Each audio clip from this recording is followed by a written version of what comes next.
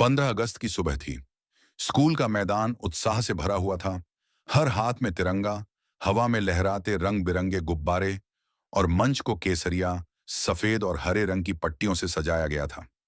प्रधानाचार्य ने बच्चों को प्रेरित करने के लिए एक विशेष अतिथि को बुलाया था।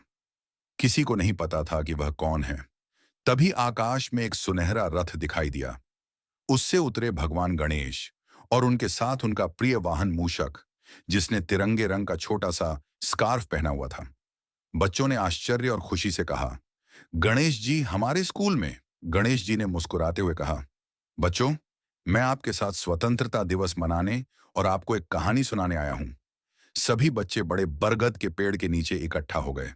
मूषक भी एक छोटी सी लकड़ी की स्टूल पर खड़ा हो गया ताकि सभी उसे देख सक। गणेश जी ने कहना शुरू किया, बहुत समय पहले भारत स्वतंत्र नहीं था। लोग अपनी बात खुलकर नहीं कह सकते थे, जैसा चाहें वैसा जीवन नहीं जी सकते थे। लेकिन साहसी पुरुष और महिलाएं, जिनमें कुछ तुम्हारी उम्र के भी थे, सच्चाई और न्याय के लिए खड़े हुए। उन्होंने केवल अपने लिए नहीं, बल्कि सबके लिए लड़ाई लड़ी। यही है स्वतंत्रता, अपने सम्मान के साथ जीना और दूसरों के सम्मान का भी आदर करना। मूषक ने कहा, और उन्होंने कभी हार नहीं मानी, चाहे रास्ता कितना भी कठिन हो। गणेश जी ने सिर हिलाया। हाँ मूषक, स्वतंत्रता के लिए साहस और एकता दोनों जरूरी हैं। जैसे मुझे हर यात्रा में अपने छोटे से मित्र की जरूरत होती है, वैसे ही एक देश को हर नागरिक की जरूरत होती है, चाहे वह बड़ा हो या छोटा। एक छात्रा ने पूछा, लेकिन गणेश जी, हम तो बच्चे हैं, हम कैसे मदद कर सकते हैं? गणेश जी की आंखों में चमक आ गई।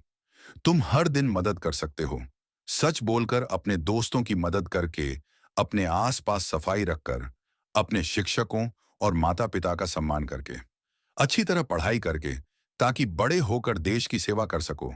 देशभक्ति केवल बड़े बलिदानों में नहीं, बल्कि छोटे छोटे अच्छे कामों में भी होती है, जो प्यार से किए जाए।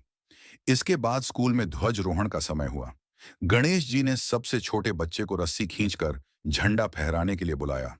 जैसे ही तिरंगा हवा में लहराने लगा, सभी बच्चे गर्व से खड़े होकर राष्ट्रीय गान गाने लगे। मूषक ने आगे की पंक्ति में खड़े एक बच्चे से फुसफुसाकर कहा, देखा, सबसे छोटा हाथ भी सबसे बड़ा झंडा उठा सकता है। बच्चे हंस पड़े, लेकिन उन्होंने बात समझ ली।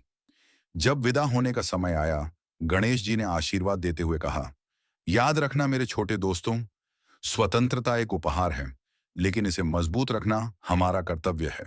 साहसी बनो, दयालु बनो, और तुम्हारा देश हमेशा चमकेगा। सुनहरा रथ आकाश में उड़ गया। बच्चे तब तक हाथ हिलाते रहे जब तक वह दिखना बंद न हो गया। उस दिन के बाद से वे केवल साल में एक बार स्वतंत्रता दिवस नहीं मनाते थे, वे हर दिन उसके भाव को जीते थे।